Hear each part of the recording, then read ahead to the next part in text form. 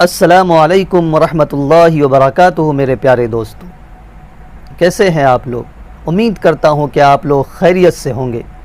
اللہ تعالیٰ اسی طرح ہمیشہ آپ لوگوں کو خوش و خرم رکھے۔ دوستو، میں مولانا محمد شاہ نواز حسین رحمانی اور آپ دیکھ رہے ہیں اقرا چینل، اور اس چینل کا جو مقصد ہے وہ ہم نے ڈسکرپشن میں ڈال دیا ہے، آپ وہاں دیکھ سکتے ہیں۔ دوستو، آج میں آپ لوگوں کو ایک ایسا پیارا اور سبق آموز واقعہ سناتا ہوں جسے سننے میں مزہ بھی آئے گا اور وہ ہماری زندگی میں خوشیاں بھرنے کے لیے نمونہ عمل بھی ثابت ہوگا، اور انشاءاللہ یہ واقعہ ہماری سوچ کو بھی بدلے گا۔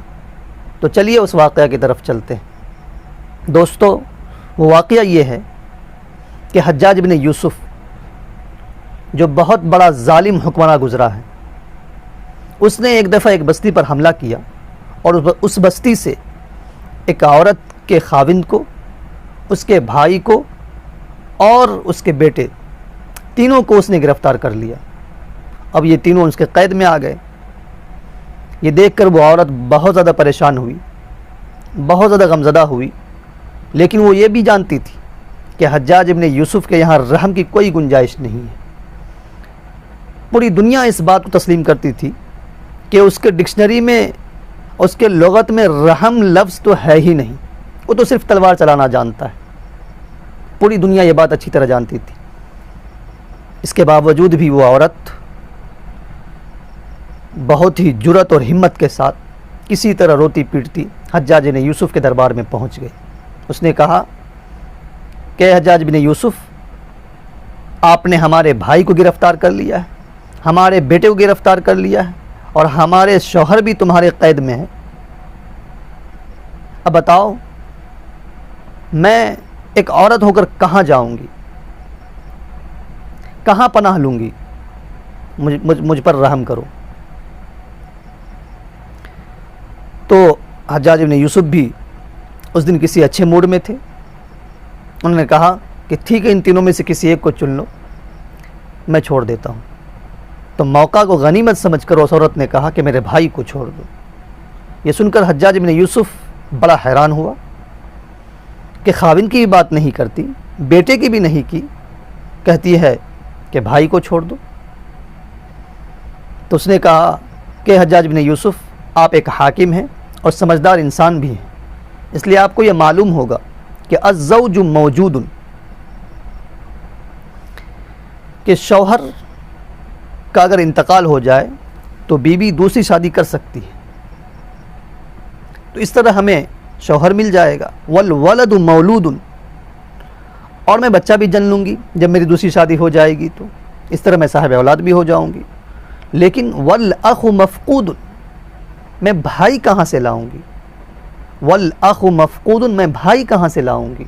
ہے کس قدر محبت ہوتی ہے بہن کو۔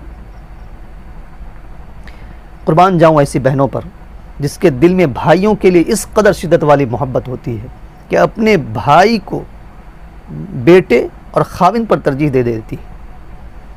یہ سن کر حجاج بن یوسف بہت زیادہ خوش ہوا اور کہنے لگا کہ عورت، تو جانتی ہے کہ میں کتنا سنگ دل انسان ہوں، میں کتنا سخت مزاج ہوں، اس کے باوجود بھی تیرے اس بات نے مجھے حیران کر دیا اور میں بہت زیادہ خوش ہوا۔ جاؤ، میں ان تینوں کو رہا کرتا ہوں۔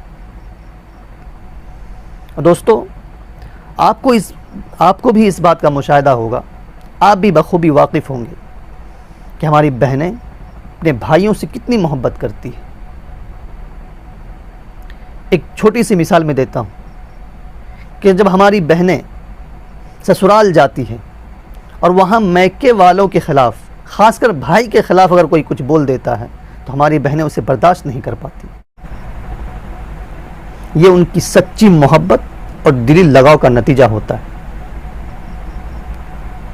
لیکن افسوس کے ساتھ آج یہ بھی کہنا پڑتا ہے کہ آج کے معاشرے میں ہمارے کچھ بھائی ایسے بھی ہوتے ہیں کہ بہن کی شادی کے بعد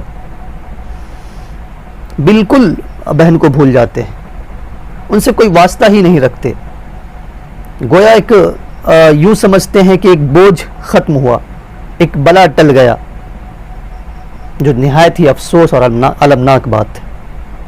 حالانکہ بھائی بہن کا رشتہ تو نہایت ہی مضبوط اور نرالا ہوتا ہے۔ اس لیے میں ہر بھائی سے یہ گزارش کروں گا کہ اپنے بہن کو ڈھیر سارا پیار دیجیے، ان کا بہت سارا خیال رکھیے، تاکہ اللہ تعالیٰ دونوں جہان میں آپ کو خوشیاں عطا کرے۔ اور میرا ماننا تو یہ ہے کہ بہنیں بھائیوں کی شان ہوا کرتی ہے، سو پلیز میں ہر بھائی سے یہ گزارش کروں گا کہ اپنی شان کو جھکنے نہ دیں، بلکہ اسے بلند سے بلند تر کریں۔ تو دوستو، یہ تھا آج کا واقعہ۔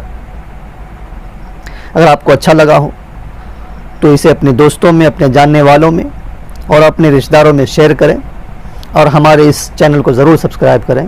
اللہ تعالی ہمیں اور آپ کو اس واقعے سے ملنے والے سبق پر عمل کرنے کی توفیق دے، آمین یا رب العالمین۔ اب مجھے اجازت دیں، السلام علیکم ورحمۃ اللہ وبرکاتہ۔